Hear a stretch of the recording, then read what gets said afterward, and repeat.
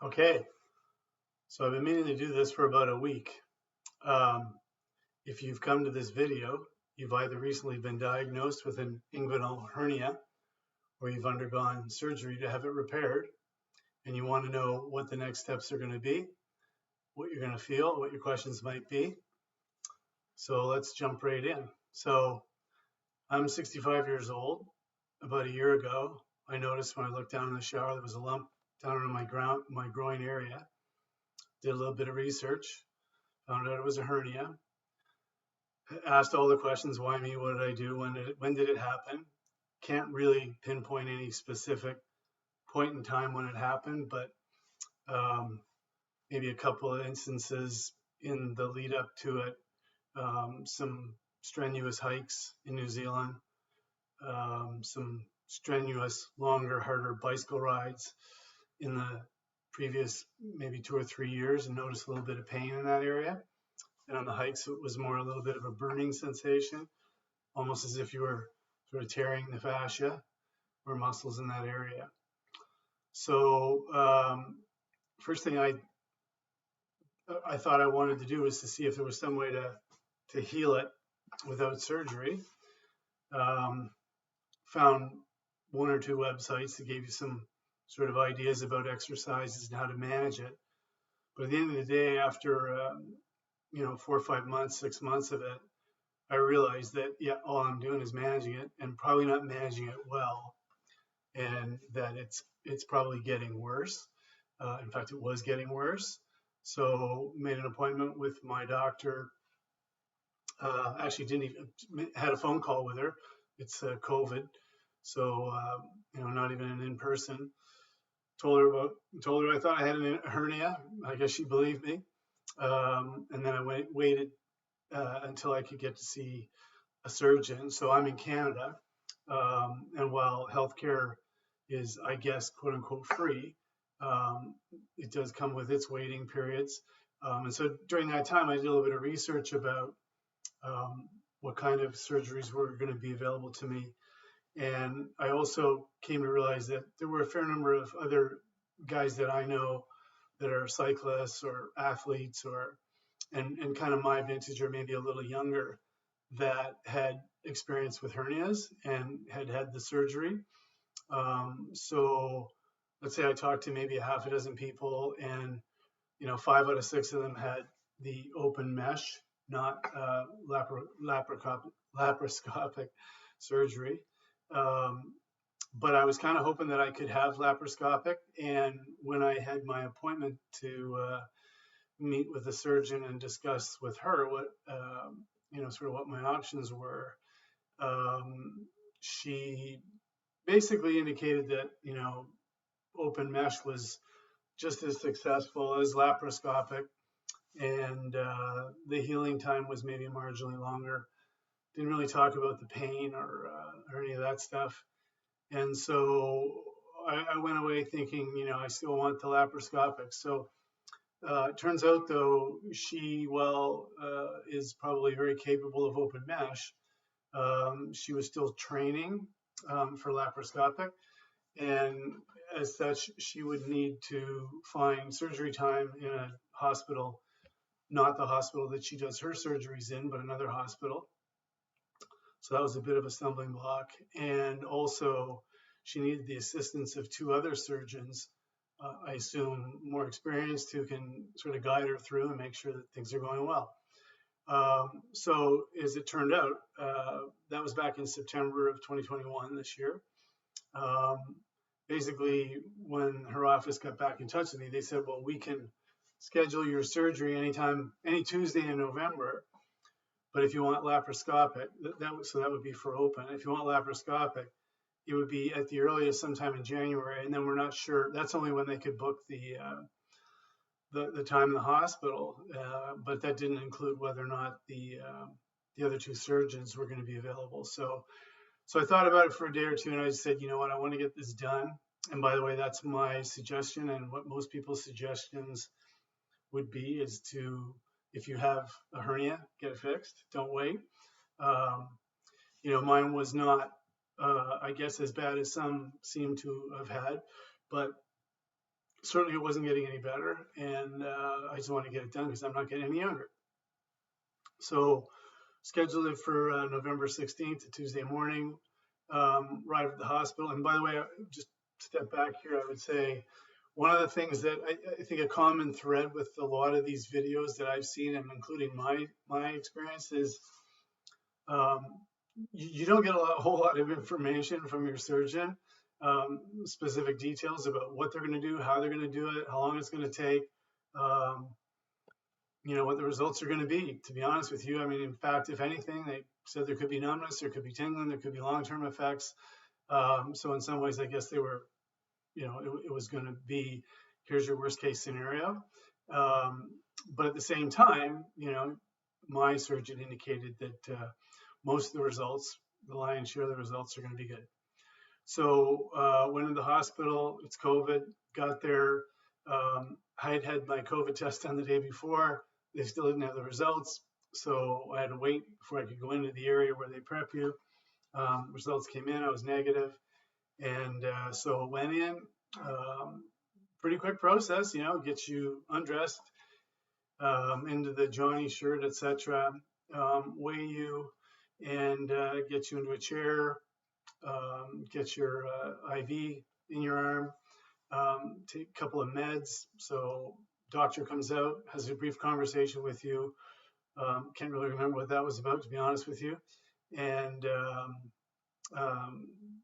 next thing you know, they're wheeling you in to the operating room, have you get on the table that you're going to be on, and full anesthetic, and out you go. Next thing you know, I'm waking up. I think it was probably an hour for the whole thing, maybe, not sure. And was, definitely pretty out of it. I mean, it's full general anesthetic, and then full freezing in all of the area. So you're not going to feel a ton of pain, discomfort maybe, and really disoriented. But I would say, as soon as I woke up, basically they were getting me to put my underwear on, my pants, getting me dressed, a little bit of apple juice and a bit of cheese and a cracker. And I don't think it was more than a half an hour. And they called my wife, who was upstairs in one of the offices in the hospital. She works in healthcare herself. So she came down and got me. We drove home. The drive was no problem. It was a 35-minute drive home. Wouldn't say that was a problem at all, probably because I was still so much under the effects of general anesthetic or anesthesia and the local freezing, but maybe a little nauseous. So when I got home, basically went to the couch and spent the rest of the day. I mean, surgery was, I think, at around 11:30, and I was on the couch till 11 o'clock at night. My wife prepared some simple food. Started to drink quite a bit of water, which is not usually what I do, but at their recommendation. And of course, they also suggested that there's probably going to be some constipation, and it was important for you to be able to urinate on the first day. They did not ask me to urinate before I left the hospital, but the doctor did say that if I didn't urinate that day, then I should go to emerge, and they'd probably put a catheter in. But fortunately, I was able to urinate, not with any force, just kind of hang over the toilet and hope for the best. So not a whole lot of pain. About 11 o'clock, I went to bed thinking that, this is maybe okay, not too bad. And when I went to twist to get into bed, I felt the most excruciating pain in my groin area that I can remember. And I can only describe it really as a burning, stabbing sensation. And given that things are still so, swollen and traumatized in that area, you're not even sure exactly where that pain is coming from. But I thought it was really from sort of the groin area, the lower groin area at the top of the inside of my thigh. And of course, like maybe you guys too, or you folks, you may have read, there could be permanent nerve damage and you could have problems for years to come. And so that's the first thing that came to my mind is, oh God, am I going to have a problem? Or have I torn something? So it was very difficult. The reason I got out of bed was to go urinate, or sorry, get in bed and then settle down. Then of course I woke up an hour or so later and had to go urinate and couldn't figure out how to get out of bed without triggering this pain. So it kind of went that way throughout the night, probably up 2 or 3 times. Um, it was really a challenge. And so next morning, same sort of guy was able to get out of bed. Oh, and also I had not taken any of the stronger painkillers. So basically, I was prescribed Tylenol 3 for my stronger painkiller. And, I guess I was delusional, stupid, or whatever, but didn't take any of that until 4 o'clock in the morning, the morning after the surgery. So probably in hindsight, would definitely recommend that if you have some, heavier painkillers, you've gone through open mesh surgery, which of course is what I did. I would recommend you get on those, more or less right away before the general and the localized freezing wears off, because I got behind the curve, and certainly that first day, recovery day, so the day after surgery, was extremely painful, and that night as well, and into the next morning. So day 2, which of recovery, 2 days after the surgery, same sort of thing.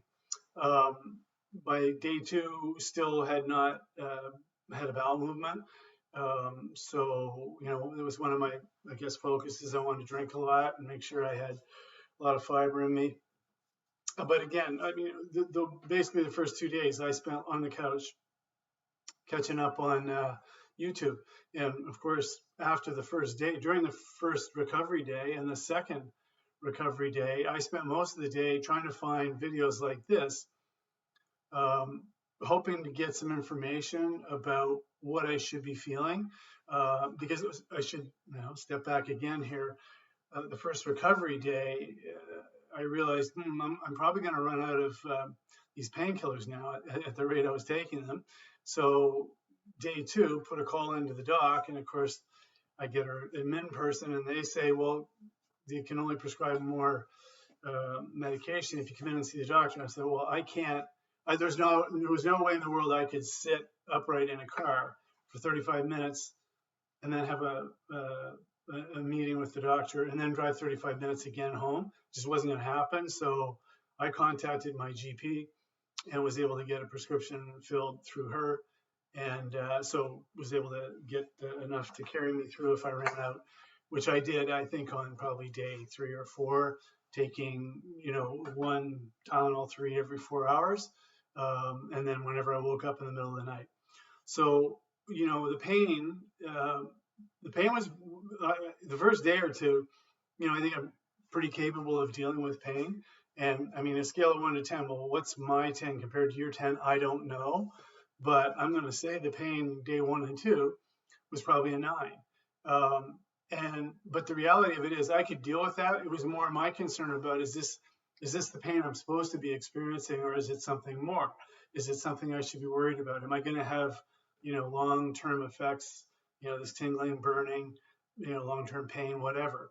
And so when the doctor did get back to me on day 2, that was my question.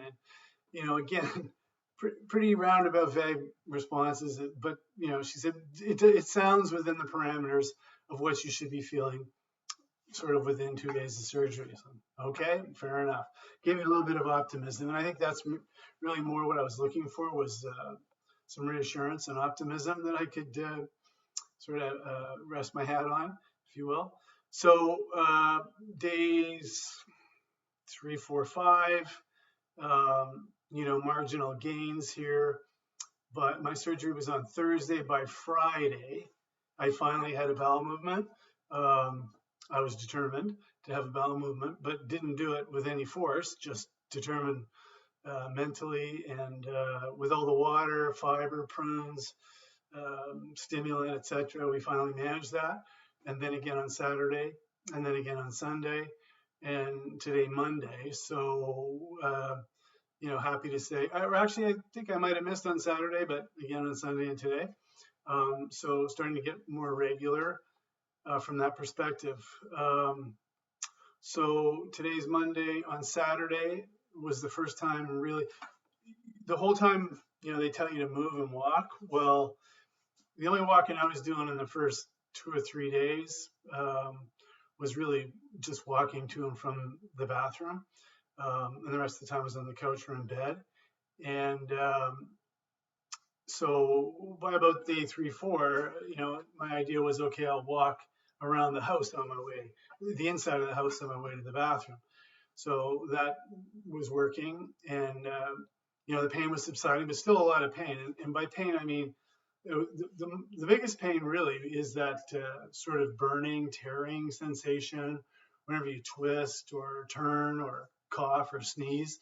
But unfortunately, I haven't had it to cough, but I had to clear my lungs and would do it with great care, because I did cough actually last night, just one cough in bed, day whatever, 5, 6, and it was painful.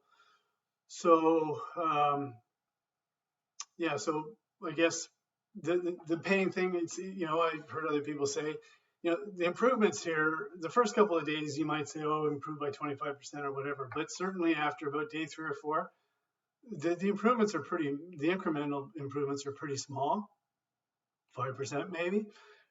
So Saturday, so that's Tuesday, Wednesday, Thursday, Friday, day 5, I went out for a walk with my wife. I walked probably 300 or 400 meters. The couple of days before my surgery, I rode my gravel bike about 800 kilometers, or sorry, 80 kilometers. It was hard, but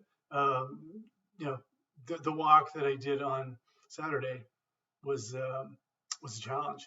And so I think you realize, when you do your first little sort of longer walks, that it's not just the pain, surgery and your body dealing with that pain takes a lot out of you. So that's fine. So yesterday, Sunday, my goal was to walk sort of twice that distance. And I did manage to do that. And then today, I wanted to add on sort of another 50% to that, which I did. And now I'm getting around, obviously I'm standing in front of the computer right now, and it's not too bad. A little twinge as I speak. And apart from that, I would say, I think I'm on the road to recovery, to a good recovery. Still quite a bit of numbness below where the incision is. So that's an area that, I presume is going to be the area that takes the longest to kind of work its way back to normal. But I'm optimistic that I'm not going to have any sort of long-term effects from that. So I really just wanted to make this video, pretty amateurish, but I don't know how this is going to end up. I think I'll put it on YouTube. There may be comments. If you have the opportunity to comment, go ahead. If you have any questions, I'll try and keep my eyes open and answer any questions that you have. But the bottom line is, unless you're going to a hernia surgery clinic, or you got an extra special surgeon, in our case, surgeons are just like everybody else. They've got a job to do. They can only spend so much time with you. I presume they probably want to give you as little information as they think you need. Otherwise, what are you going to do? Just get freaked out or more anxious or whatever. So no criticism of the surgeon or the process. I would just say, just be aware that, it's quite possible. And again, remember, I'm 65. It's quite possible the first day or two, you're going to be in really, I'll use it, the word excruciating pain. But it's only for a couple of days, and then it will start to improve and will hopefully continually improve. The other thing I would say for people that are my age, you certainly don't want to get going again as soon as possible, because you'll lose that muscle mass and atrophy of muscles, and loss of that sort of endurance is probably going to happen pretty quickly. So, you got to find that proper balance between, doing the right thing and overdoing it. But But yeah, so that's my experience up to this point, which is day 6. It's Monday after surgery that I had 1 week ago, which is open mesh repair for an inguinal hernia for your 65-year-old male. Hope this was helpful. Yeah, leave any comments if you like. Thanks.